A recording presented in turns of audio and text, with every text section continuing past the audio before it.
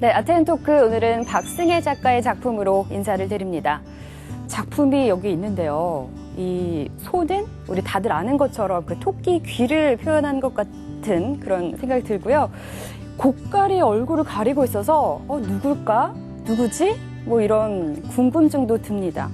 사람인 것 같으면서도 또 괴물이 아닐까 이런 생각도 들고요. 뭔가 이상야릇하면서 또 의미심장한 메시지를 담고 있진 않을까 그런 생각이 들거든요. 홍경환 평론가께서 설명 좀 해주실까요? 일단 박승혜 작가는 그 동시대 한국 미술계에서 촉망받는 그 젊은 작가예요. 그 기법 자체도 독특하고 네. 작품을 보면은 굉장히 현실성을 바탕으로 우리 삶에 놓인 그런 그 실체라든가 욕망을 많이 담아내고 있습니다. 비록 일부에서는 뭐 기괴하다, 또는 굉장히 좀 이렇게 묘하다 이런 표현도 하지만 보면 볼수록 그 깊이가 다시 재환기되는 그런 작업이라고 할 수 있어요. 네. 저희 아트앤토크에서 그동안 굉장히 많은 작품들, 또 회화 작품들도 많이 소개를 해드렸는데 회화인 것 같기는 한데 좀 기법이 특이한 것 같아요. 그렇죠. 판화 같기도 하고 회화 같기도 하고 기법이 굉장히 독특해 보이는데요. 우리가 자주 사용하는 볼펜을 사용한 겁니다. 예, 끊임없이 원을 무한하게 동글려가면서 작업을 하시는데요. 그 인간 내면에 있는 본질과 가치에 대해서 기발하게 상상력을 표현하는 그 재주가 돋보이는 작품이라고 할 수 있겠습니다. 네, 볼펜을 둥글려서 이렇게 기발한 작품 활동을 하는 오늘의 박승혜 작가님 어떤 분이신지 화면으로 먼저 만나보시죠. 손에 들려있는 눈, 핏물이 흐르는 손. 동물과 인간이 하나의 몸을 이룬 무섭고도 괴이한 형상. 현실에는 존재하지 않는 기괴한 존재지만 또 한편 호기심과 상상력을 자극하는 이 작품의 주인공은 다름 아닌 세계가 주목하는 그녀, 박승혜 작가입니다. 오랜 기간 드로잉 작업으로 다져진 뛰어난 묘사력과 볼펜으로 원을 그려가는 기법이 돋보이는 작품들. 박승혜 작가가 만들어가는 이 기괴하면서도 독특한 자화상은 작가가 스스로에게 느끼는 괴리감과 새로운 자신을 발견할 때의 두려움, 그리고 자신의 내면에 들어있는 또 다른 진실을 마주하게 됐을 때 느끼는 공포를 담아내고 있습니다. 내 안의 괴물. 이 사회가 만들어낸 괴물 등 다양한 현대인의 삶 속에 등장하는 괴물을 통해 보는 이들의 숨겨진 자아를 마주보게 하는 작가 박승혜. 그녀가 선사하는 두렵고도 낯선 내면의 괴물을 지금 아트앤토크에서 만나봅니다.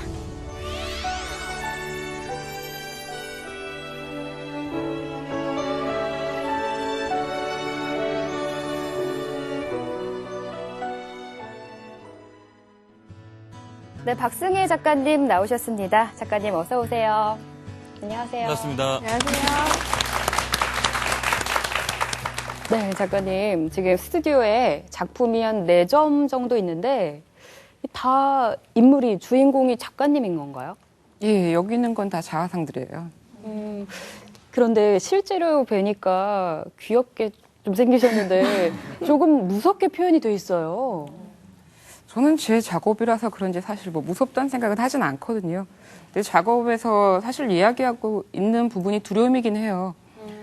그런데 그러니까 저도 제 자화상으로 시작을 할 때 사실은 다른 모델도 사용해보고 처음엔 그렇게 시작을 했었는데 그게 사실 굉장히 많이 불편해 하시더라고요. 이게 아름답게 멋지게 뭐 편안하게 표현되는 게 아니고 많이 일그러뜨리고 깨트리고 변형시키고 이런 부분이 있다 보니까 사실 제가 제 얼굴을 그리면서도 그런 생각을 처음엔 했었거든요. 네. 그러니까 어른들이 말씀하시는데 뭐 뒤숭스럽다, 말이 씨가 된다 이런 말이 있잖아요. 그렇죠. 과연 내가 날 이렇게 표현하고 보여줬을 때 이래도 과연 괜찮은 것일까?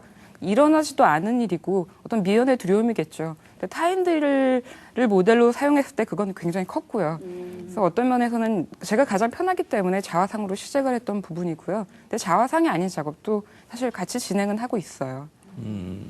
타인이 봤을 때 내가 모델을 섰는데 네. 이쁘게 그리고 뭐 비너스처럼 그려야 되는데 확 이렇게 일그러지고 막 이러면 좀 싫겠죠. 싫지. 그래도 이쁘게 그렇죠. 또 작품 자체가 그 본질과 그 가까이 가야 되는 작업을 하시기 때문에 조금 더 자화상에 집중을 하시는 게 아닐까 그런 생각도 들기도 하는데요. 그럼 앞으로는 계속 자화상으로만 작업을 하실 예정이세요? 제가 읽은 책 중에 그 영국 작가 네. 오스카 와일드가 쓴 도리안 그레이 초상에 보면은 등장인물 중에 화가가 있거든요. 그 사람이 초상을 그리는 작가인데 이런 대사가 있어요. 그 예술가의 모든 초상은 그 작가의 자화상이라는 얘기가 있거든요. 근데 같은 맥락인데 다른 듯하지만 같은 맥락인데 저 같은 경우는 어떤 자화상이라고 할지라도 제 얼굴이라기보단 그게 이제 모두의 초상이라는 생각을 많이를 해요.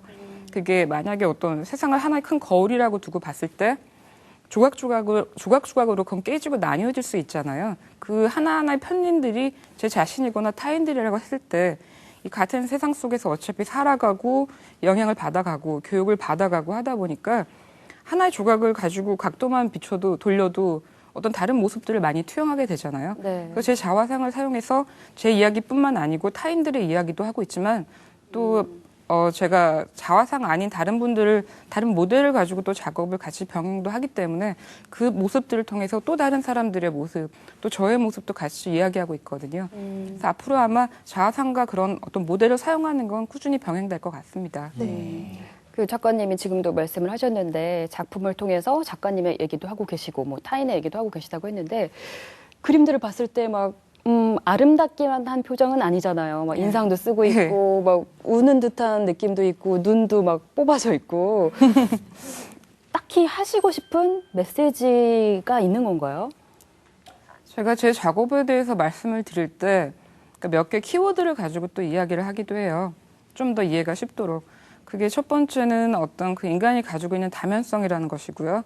그렇다면 그 어떤 다면성을 그 면면에 본인 스스로 가지고 있거나 타인들의 면면의 모습을 보게 되면서 마주하게 되면서 느끼게 되고 보게 되는 어떤 괴물들에 대한 이야기를 하고 있기도 하고요. 그 괴물이 어떻게 생성되었는가를 얘기할 때 제가 지금 집중하고 있는 이야기는 사람들이 가지고 있는 두려움, 공포라는 것과 그다음에 지금 현재 제 스테이지는 허영과 오만이라는 것에 있어요. 허영과 오만이요. 예. 네. 그 괴물 작업 같은 경우는 언제부터 시작하신 거세요, 작가님? 뚜렷이 그러니까 저는 어떤 프로젝트성 작가가 아니기 때문에 어떻게 무엇을 해야지 언제부터 시작을 해야지 해왔던 것은 아니었고요. 네. 아마 시작은 그냥 어릴 적부터 쭉 이었던 것 같아요. 제가 집중해왔던 이야기들이 왜 우리들은 행복하지 못한가 거기에 대한 질문에서 시작이 되었었고요. 초상의 작업을 많이 했었고 그것이 좀 더 여러 가지 이유로 자화상으로 집중이 되면서 그게 어떤 괴물의 모습으로 드러나기 시작했었고 그런데 어떤 전시를 통해서 괴물이라는 화두 자체를 단어를 붙여서 일을 시작한 거는 2008년 정도부터요. 그렇게 해왔습니다. 사실 뭐 작가들이 뭐 언제부터 시작을 했다는 것은 이제 처음에 작품이 나오니까 이제 유추가 가능하죠. 근데 언제까지 할 거라는 것은 이제 확인하기가 어려운 부분인데 제 판단에는 인간의 욕망이라는 것은 또는 그 실존에 대한 탐구는 저물지 않는 해와 같기 때문에 지속적이지 않을까 하는 생각이 들어요. 네. 그리고 그만큼 더 자기만의 어떤 그런 그 독창성은 더 만들어 가겠죠. 네. 네. 그런 독창적인 그리고 작가님만의 키워드를 알고 나서 그림을 보니까 뭔가 조금은 더 그래도 이해가 되는 것 같아요. 또 작품이 보면은 표정이 디테일하게 표현이 된 것 같거든요. 예. 평소에 표정에 대해서 많이 연구를 하시나요?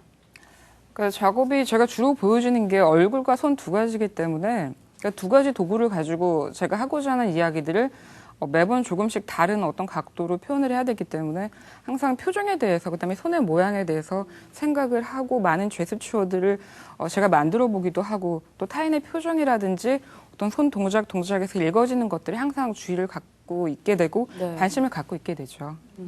우리가 인상을 이제 뭐 손 동작이라든가 네. 인상, 그 이목구비의 변화에 따라서 표정을 그 감정을 읽을 수가 있잖아요. 그렇죠. 네. 예, 박승혜 작가님 같은 경우는 그런 케이스가 있고 또 반대의 경우도 있어요. 아예 그 이목구비 자체를 다 지워버리는. 그래서 어떤 형상을 어떤 표정을 하고 있는지 모름으로 인해서 오히려 인간 평등을 지향하는 작업. 저런 고깔 작품처럼. 저런 것도 그렇게 이제 있겠죠. 네. 그래서 아예 그 무언가를 적극적으로 드러내거나, 적극적으로 감추거나, 그러니까 인간이 갖고 있는 그 신체에 대한 변주가 어떻게 보면 굉장히 다양하고 흥미로워요. 네. 그래서인지 작품을 보면은 약간 괴기스러운 그 조형 감각이 드러나기도 하지만 거기 안에서 나타나는 인물의 표정이 그걸 또 두려워하고 있는 듯한 표정이 또 나타나거든요. 눈을 감는다라든지 좀 회피하는 표정을 짓는다든지 그런 것도 약간 그런 맥락에서 이해를 하면 되는 부분일까요? 그래서 제가 작업에서 주로 이야기하고 있는 게 현재 이제 두려움, 공포에 대한 게 많거든요. 그래서 제가 제 자신을 주로 자화상을 사용하기 때문에 저렇게 표현할 때 그걸로 인해서 혹시 그 어른들의 말씀처럼 뭐 뒤숭스럽다든가 말이 씨가 된다는 것처럼 저렇게 표현함으로 인해서 정말 나에게 저런 일이 일어나지 않을까 두려움을 가졌던 것처럼 그러니까 형식적인 부분에서도 저 스스로에게 두려움이 일더라고요. 두려움을 이야기하면서도요. 그러니까 초상을 굉장히 확대되어 있는 얼굴을 그릴 때 처음에는 어떤 이것도 일련의 두려움이겠죠. 시선을 그래서 정면을 마주하거나 타인들을 보게 하지 못하고 오히려 바깥쪽으로 돌렸었어요. 시선을 회피하는 모습이었었거든요. 제가 정작 작업을 통해서 두려움에 대한 직면을 이야기하려고 하면서조차도 시선을 돌리게 되더라고요. 그러다 보니까 초기 작업에서 그런 일이 있었는데 문제가 결국은 제가 하고자 하는 이야기가 직접 전달이 되지 못하는 문제가 생겼죠. 그건 저의 두려움으로 인한 거였었거든요. 그때부터 시선을 다시 정면으로 돌리기 시작했어요. 그래서 작업을 하고 있는 제 자신을 항상 작업 속에 눈이 응시하게 되고 또 관객 역시 작업 속에서 마주보게 되는데 그것 때문에 사실은 관객들이나 다른 분들에게 불편하다는 말씀도 굉장히 많이 들었어요. 마주보고 있는 시선이 되기 때문에요. 우선 기본적으로 초상이라는 인물이라는 작업 자체를 그닥 아주 편하게 받아들이지는 다들 않거든요. 네. 더군다나 마주보고 있는 그런 시선이기 때문에. 근데 제가 하고자 하는 이야기는 가장 근본적인 어떤 그런 두려움의 실체에 대한 직면, 그걸 피하지 않고 회피하지 않고 마주본다라는 거에서는 저한테는 저게 가장 적절한 선택이더라고요. 네. 작가님 지금 계속해서 괴물 작업을 하고 계시잖아요. 예. 그 작가님 안에 있는 괴물을 어떻게 보면 끄집어냈다고 볼 수도 있을 텐데 예. 가장 먼저 발견한 괴물은 어떤 괴물이에요? 그게